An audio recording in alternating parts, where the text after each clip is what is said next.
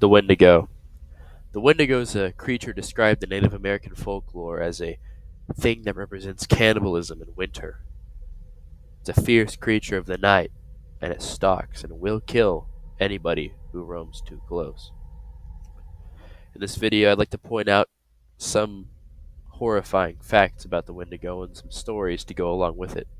And in the end, we'll try to debunk those stories, and we will get to the bottom of this. Does the Wendigo really exist?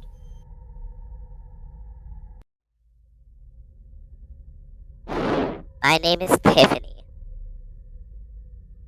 Call me Tiff.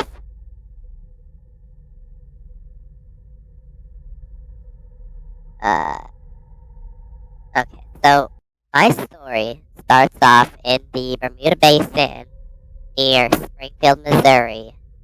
I was sitting in the camping spot where I was, and there was this about a 6 foot tall, bald looking guy came up to me asking me for sweets, and I thought, what the hell? So, sorry, it's kind of dramatic. I had my baddies there with me, and we kind of packed up and went elsewhere. We went down to France, and at that point, we were walking the strip that night. This motherfucker came back to us. We saw him. But this time, he was just peeking his head out of the woods, side of the road. We went up to him. Me and my buddies. I had my one bad bitch, Tammy.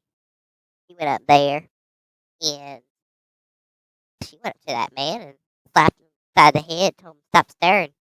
He grabbed her by the leg and pulled her through the woods. We heard screams. He never did say a word. Never did catch his name, so I can only assume he's a Wendigo.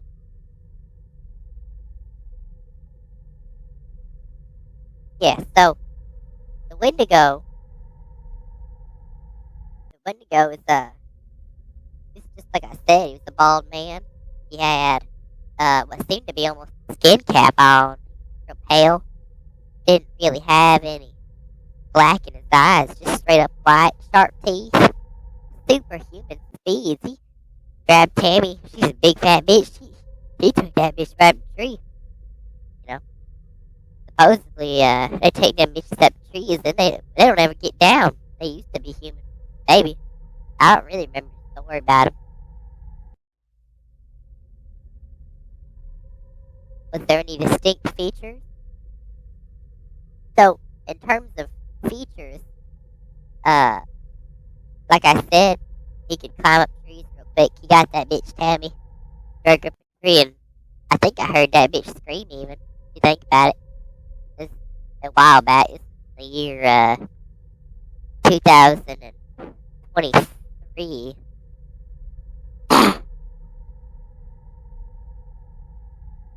Yeah. Has it affected my life? Definitely so. You know, there's not a day go by where I don't miss that big bitch Tammy. We had to tell the police and everything. They sent out search parties. They could not find the bitch. They could find blood stains on the trees. They did assume there was this guy that was caught, the butcher, I think is what they called him. The Branson area butcher. What he would do is smear bitches' blood up all them trees. But he wasn't the same guy. No. But yeah, we don't go down there Springfield no more. That's really how it's affected my life.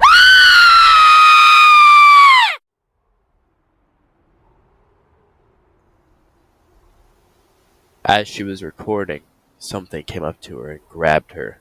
We checked the news report from near the Bermuda Basin area of Springfield, Missouri, and sure enough, they found another body. Tiffany's story is definitely one that motivates. It is, for sure, the most convincing piece of evidence that I've ever seen for the Wendigo existing. But maybe we can change that. This time, we're going to be interviewing my hairy Italian acquaintance, who I don't particularly like, but he has a story, so let's hear him say it. Hello, my name is Ethan. You can call me Eth, or by my last name, which is Webster. or you can call me Webb. Eth works fine, you know.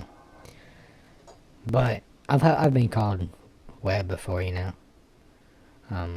Just whatever you feel comfortable with. So my Wendigo encounter wasn't like anybody else's. It was mine and mine only. But I was in Alaska, to be exact. I was in the middle of buttfuck nowhere, Alaska. Out with the wallabies and the walruses, you know. So when I got the chance to go out there on a business trip, I immediately took it, you know. I get to go try out this new survival gear. I work for a big survival company, and I was their main rep at the time. And they sent one other guy out with me for the story. His name is Bob. You know, Bob's a cover-up name because, you know, I don't want his wife being mad at me, but if you look hard enough, you can find it.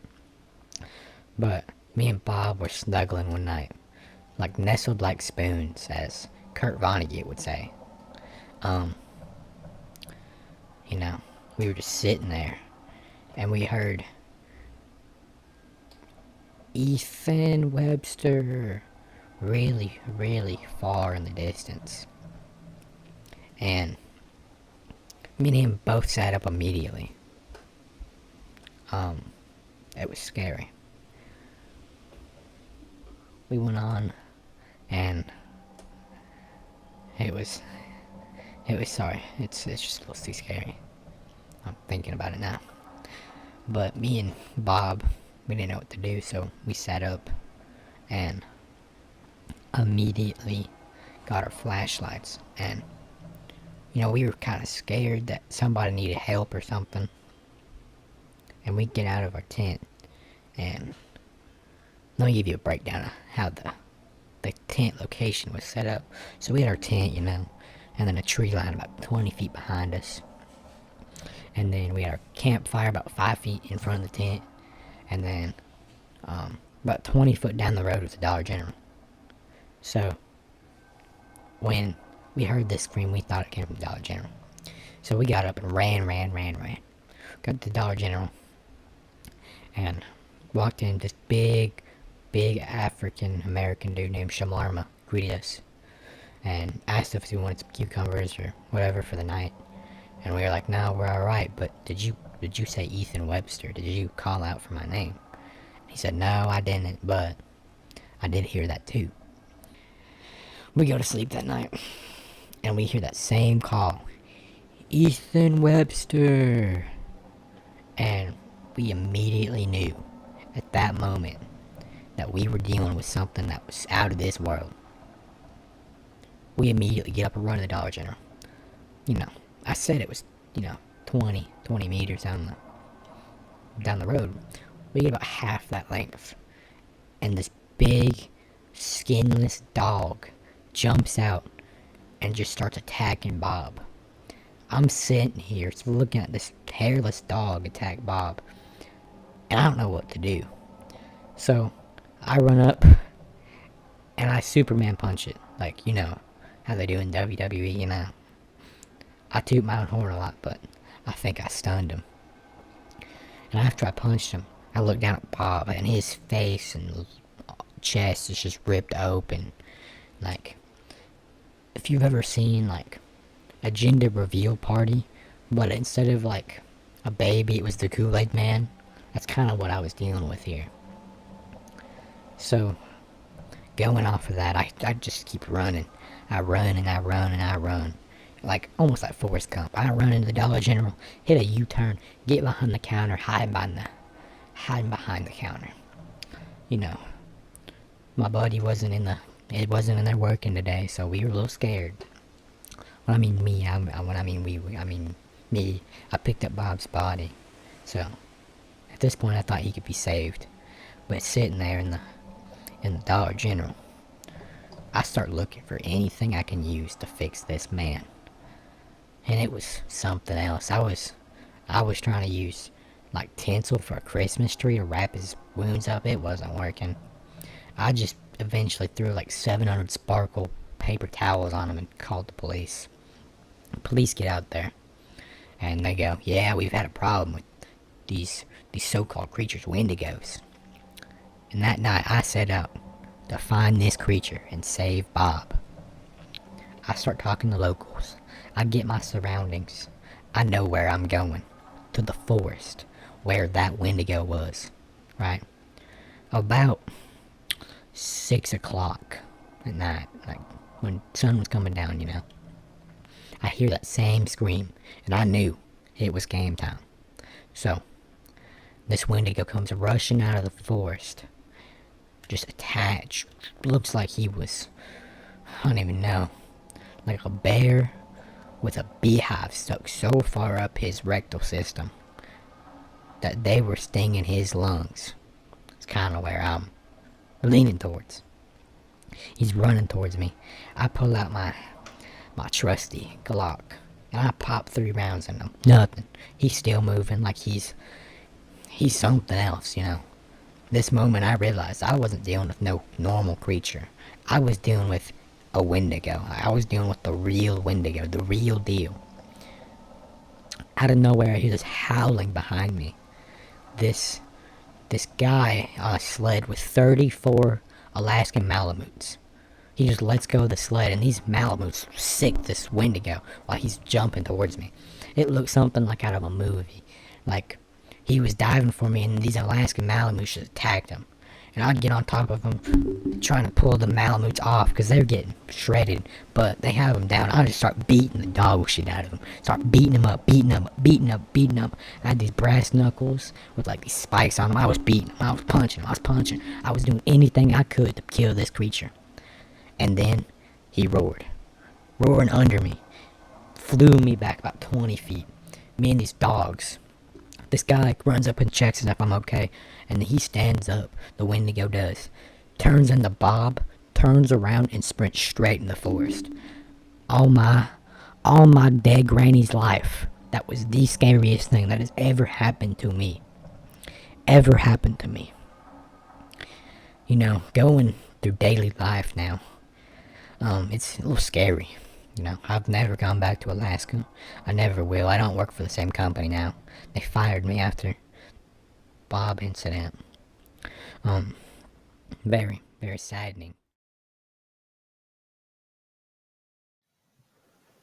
Now, the story that Ethan just told us is clearly fake. No African people live in Alaska. What is scary is that it was real to him. They did truth detector tests on him from the FBI, and they also brought back mood rings from Jacksonville, Florida. And he took those mood rings and he was being truthful. This, more or less, is just a scary demonstration of the spiritual effects that the Wendigo could have on you. When they actually did find Ethan Webster, he was in Arkansas, right outside of a museum, and he was missing his arm. Next, we're going to be looking at a story from a man my other buddy interviewed for a Bigfoot documentary. Shout out my boy Grape Nat. But this man has a lot to tell. He's lived an interesting life. And he, unlike the last one, is very, very believable in what he says. So pay close attention.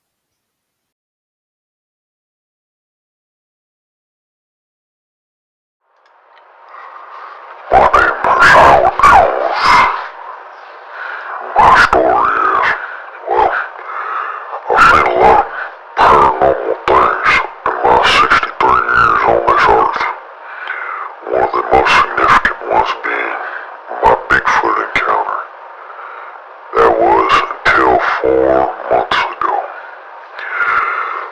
See, I left Missouri after being attacked by Bigfoot and moved to Seattle. And life was all good for about 8 years until I saw a Wendigo. See, I was training my 3 midget apprentices for American Ninja Warrior in the Olympic National Forest. And all was going well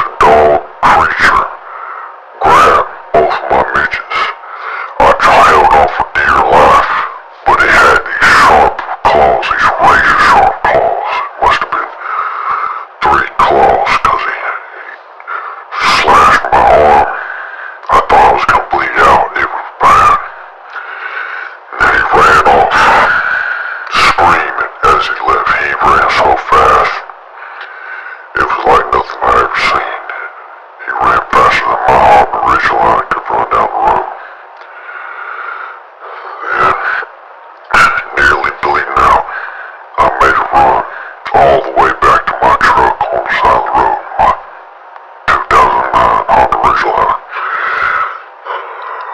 Man, I grabbed my phone and I called the only man I knew I could trust, the truck driver from the Missouri Waffle House. I told him what had happened, and I knew he'd believe me because he knew about my Bigfoot encounter, and he believed me then. But this was much more serious. He told me I was dealing with that Wendigo, and he said that he better come and try and help me get my mitts back, you know. So he showed up a couple days later. We went back into the forest, locked and loaded. We searched that forest for a month. Nothing.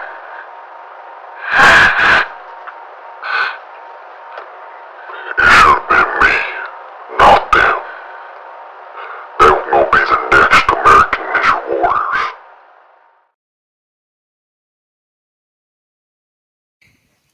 I am I have a jabba word. I'm a good. I'm a jabba. And you may have a man. And he's a live here. Go ahead and help me out. You want to see your eyes, okay?